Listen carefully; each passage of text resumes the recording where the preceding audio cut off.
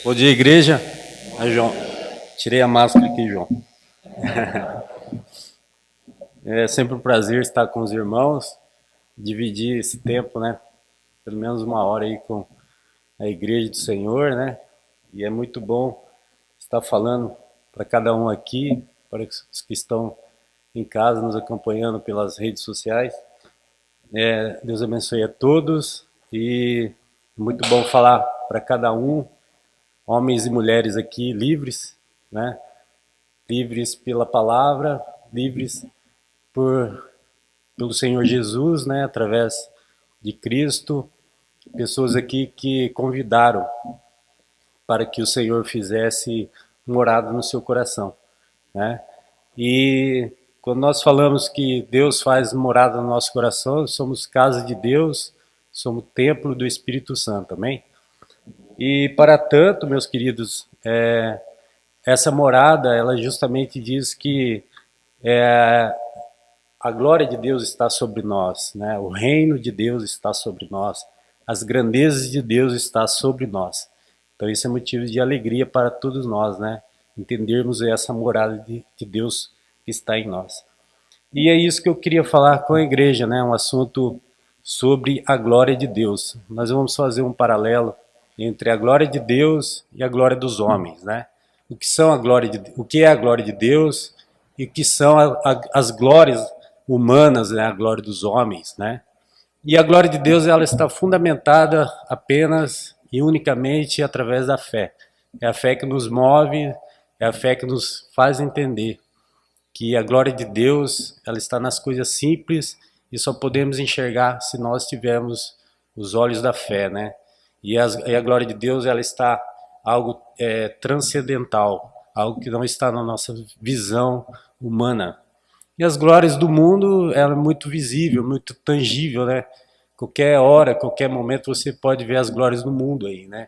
E se você buscar ela, essa glória do mundo, com certeza ela vai ofuscar as glórias de Deus no seu coração. E, e para tanto eu queria citar alguns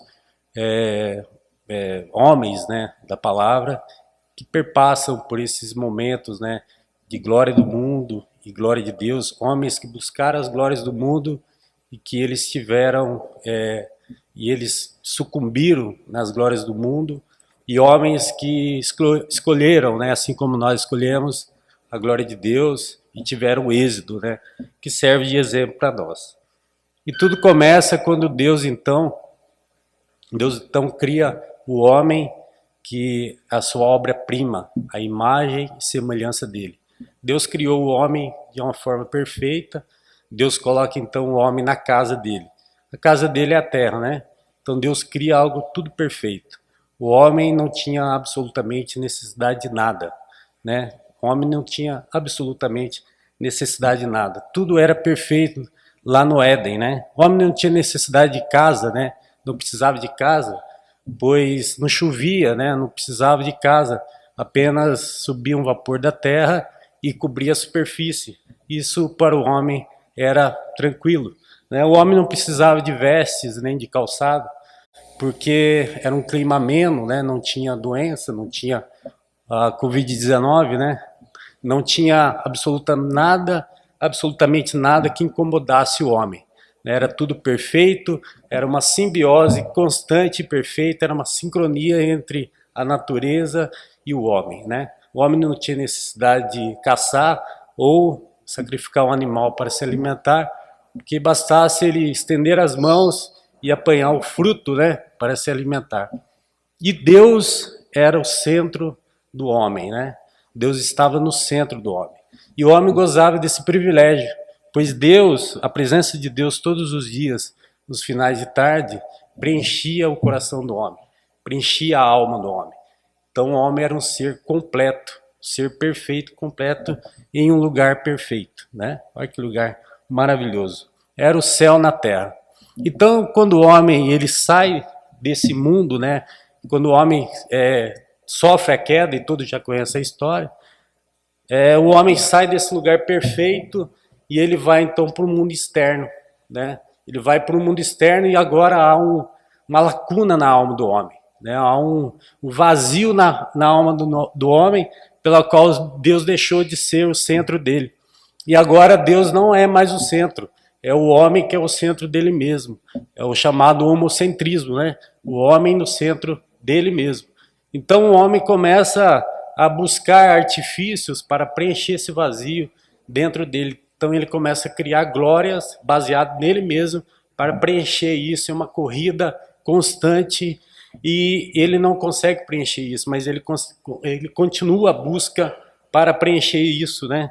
Então ele começa a criar da própria matéria algo para preencher isso. Então o homem começa a criar grandes edifícios, né? Ele cria estátuas, estatuetas, deuses, templos, ele cria uma sociedade, ele cria etnias, ele cria tribos, né? E ele edifica grandes cidades, ele cria amores, sentimentos,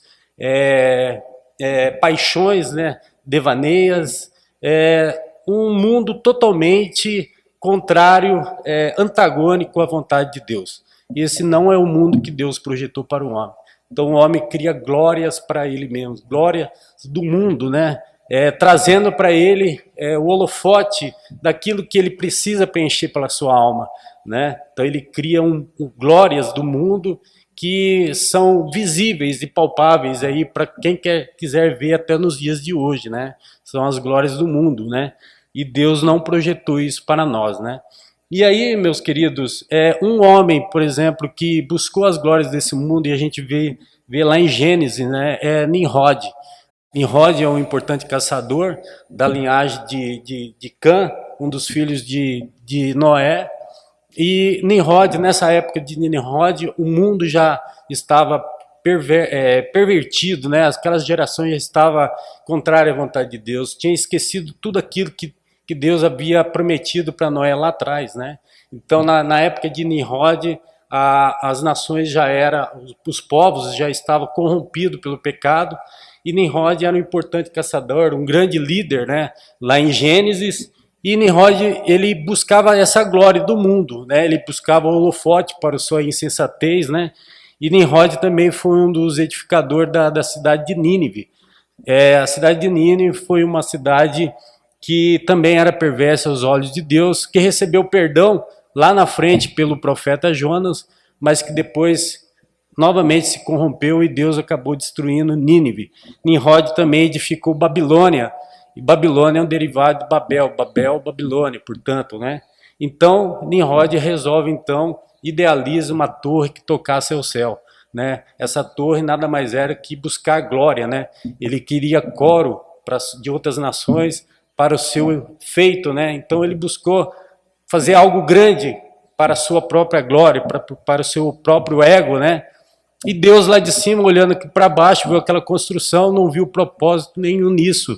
Então Deus resolve descer e fazer uma interferência naquela construção, colocando ali confusões de língua, né? Pela qual Deus não permitiu que aquela glória ficasse para, então, os homens daquele lugar, esparramando eles por toda a terra, né? Então, Nimrod não teve a sua glória concretizada ali em Babel. Apenas ficou frustrante para ele, buscando as glórias desse mundo. Mas você quer ver um homem, meus queridos, que não se corrompeu com as glórias desse mundo? Foi Moisés. Moisés, ele foi um homem que foi adotado pela realeza egípcia, né? E Moisés, ele não se corrompeu com as glórias desse mundo, porque ele conviveu no palácio da realeza egípcia, ele estudou nos melhores colégios da época, né, que o Egito poderia dar. Ele poderia ser o príncipe do Egito, mas ele resolveu não se corromper, não se impressionar com as glórias que o Egito podia proporcionar para ele, né? E o Egito, ele conviveu com os faraós eles eram tão arrogantes que eles se consideravam deuses sobre a terra, né? Eles construíram grandes monumentos a deuses, como o deus Anubis, que é o deus dos mortos, ou Amon-Ra, que é o deus Sol, e eles construíram grandes palácios, grandes edifícios, né, porque eles queriam glória para eles, né, eles queriam o holofote de outras nações também, voltada para a região do Egito, né. E os faraós construíram também grandes pirâmides, né? E as pirâmides nada mais era que mausoléus, e os egípcios desenvolveram a técnica de embalsamento, e os egípcios desenvolveram essa técnica, e os faraós, quando eles morriam, eles eram embalsamados para preservar seu cadáver, e esses cadáveres eram colocados em sarcófagos, uma espécie de caixões, e isso era colocado nas criptas no interior das pirâmides, e eles acreditavam piamente que no futuro próximo eles iam ressuscitar e reinar sobre a terra como deuses. Isso para Deus era uma espécie de uma insanidade, né? Uma afronta a Deus pela qual eles não conheciam, e era uma nação perversa, o povo do Egito, mas Moisés não se corrompeu com eles. Moisés preferiu a glória de Deus, Moisés preferiu dar ênfase ao chamado de Deus para libertar o povo de Israel das mãos dos egípcios, e Deus tratou diretamente com Ramsés, né, que era o faraó da época de Moisés. Deus tratou direto com ele, Deus endureceu o coração de Faraó, e Deus mostrou para ele a verdadeira glória, com sinais, prodígios e maravilhas, pela qual nunca mais haverá no mundo. E Faraó provou da glória de Deus pelo lado mais perverso que poderia ser, né? Eles foram todos banidos naquela época da face da terra por ser arrogante e buscar as glórias desse mundo, pela qual Deus reprova totalmente. E você quer ver um outro homem, meus queridos? Eu esqueci o rascunho em casa, mas está tudo aqui na cabeça. Você quer ver um outro homem que Deus tratou direto com ele?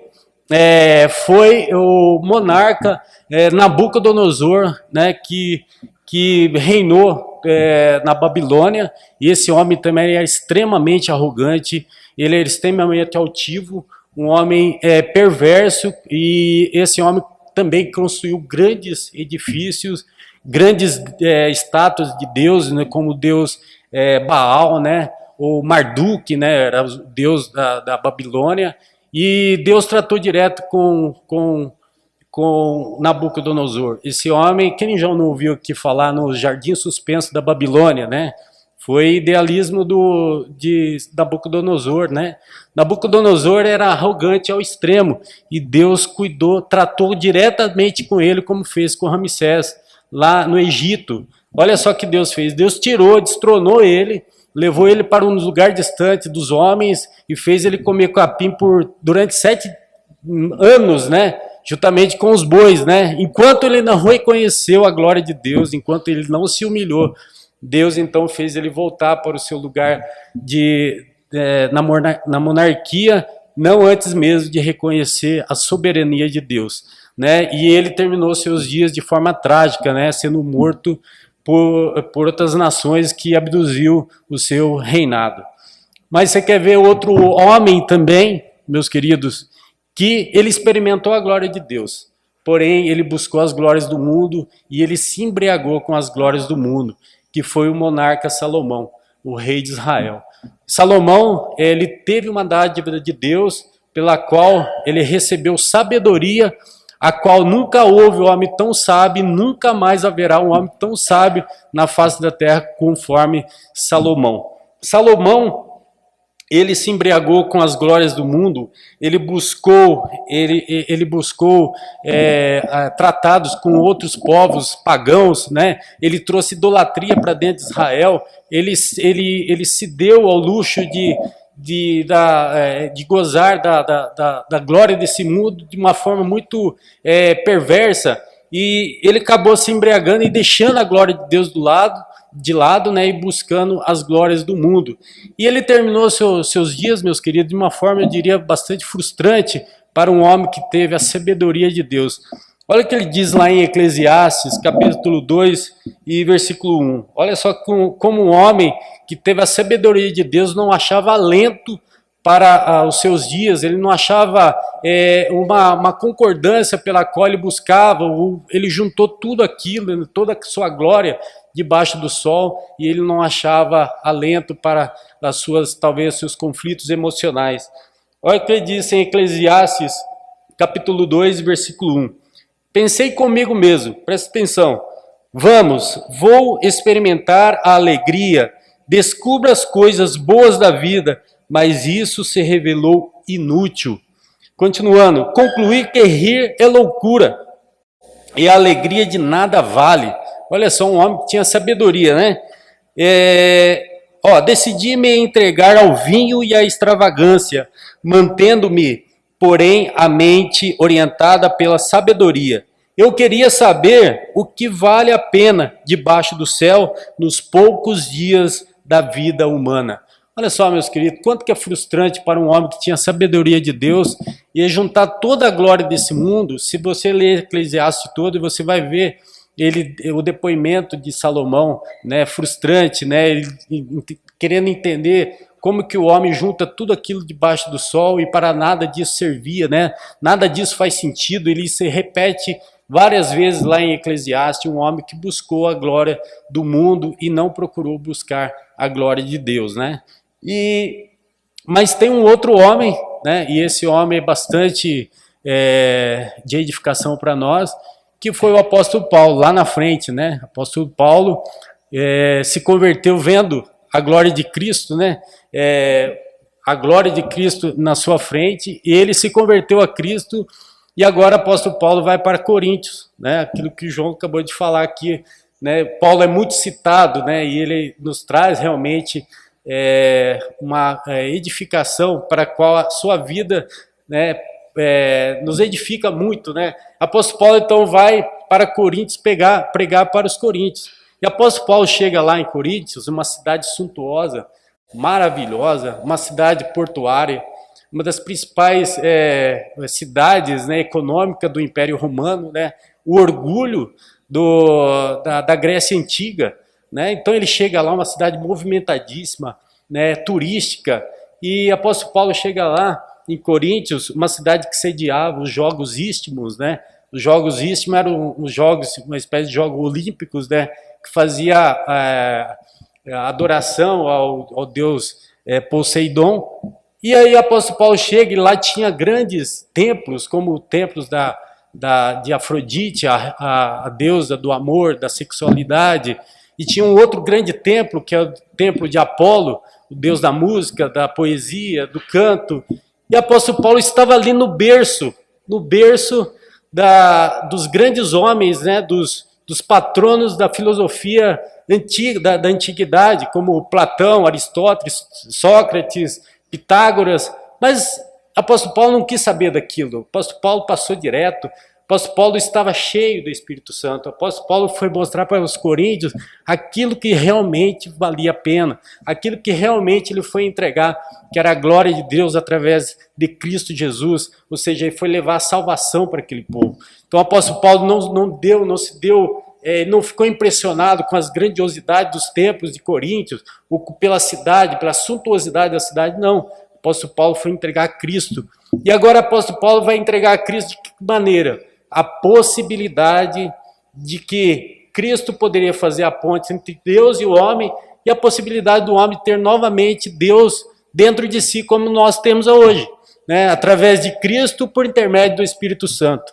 Olha só que coisa maravilhosa. Isso era coisa grande. Isso para Paulo é coisa ele estava falando de coisas eternas, de coisas eternais, e não de coisas de monumentos ou de uma glória que estava ali em Coríntios, pela qual os gregos, os romanos se orgulhavam disso. O apóstolo Paulo estava levando a glória de Deus no seu coração. O apóstolo Paulo estava levando Cristo para aquele povo, salvação em Cristo Jesus. E é isso que ele foi falar. E o apóstolo Paulo ainda fala para os coríntios: ora, vocês não sabem que vocês são o templo do Espírito Santo, a morada do Deus vivo? Né? Então agora é essa possibilidade de ter a glória de Deus, a grandeza de Deus, o reino de Deus dentro de nós, né? O apóstolo Paulo foi levar essas grandezas para eles. E Cristo também, meus queridos, para finalizar a minha mensagem, Cristo também passou por esses testes, né?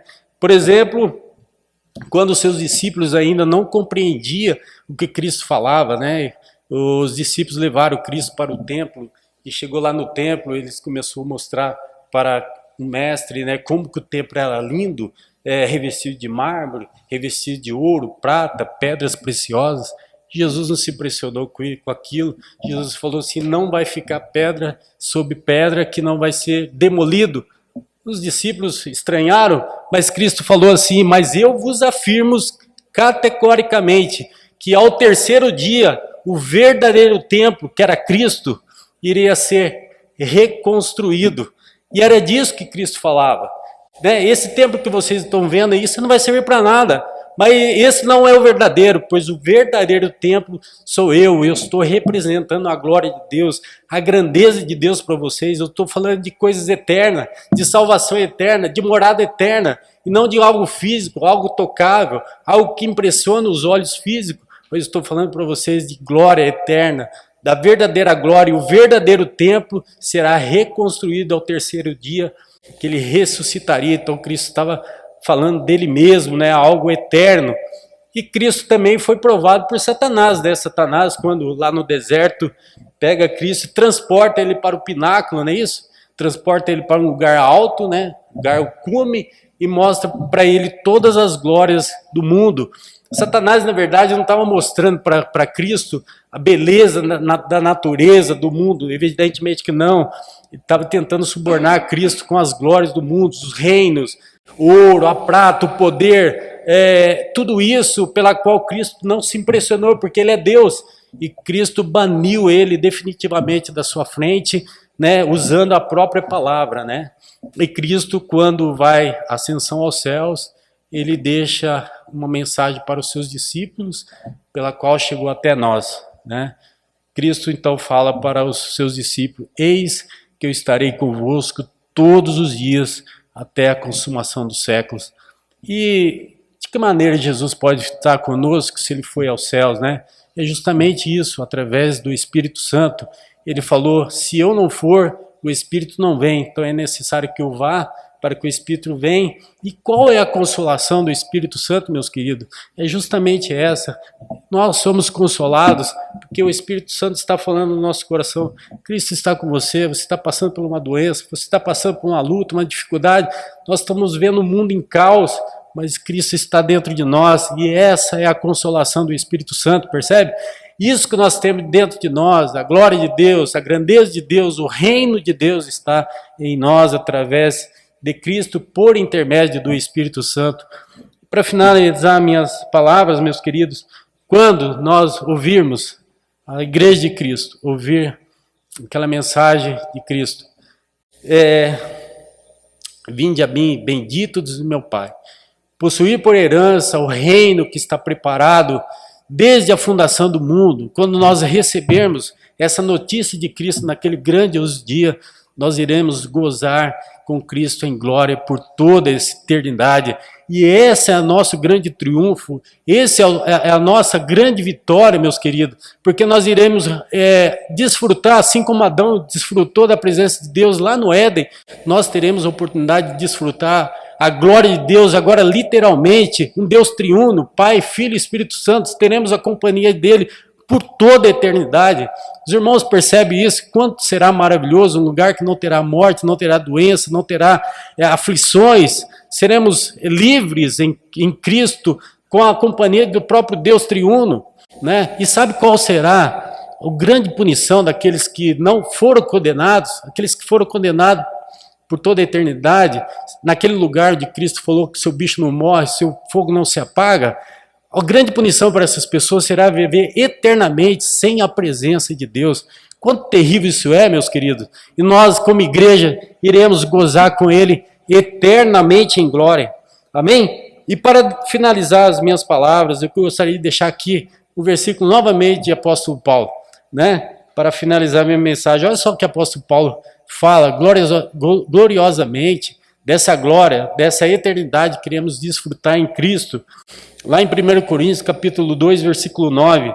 Olha só como que esse homem, o apóstolo Paulo é fantástico, né? Olha só. Todavia, como está escrito, olho nenhum viu, ouvido nenhum ouviu, mente nenhuma imaginou o que Deus preparou para aqueles que o amam. Amém? Então, fiquem nessa palavra, meus queridos, que nós possamos continuar todo dia, não só no domingo, mas todos os dias da semana, possamos amar a causa do Senhor, viver para Ele, para que um dia nós possamos, de fato, vivenciar a glória de Deus em Cristo Jesus. Amém? Deus abençoe a todos e uma ótima semana.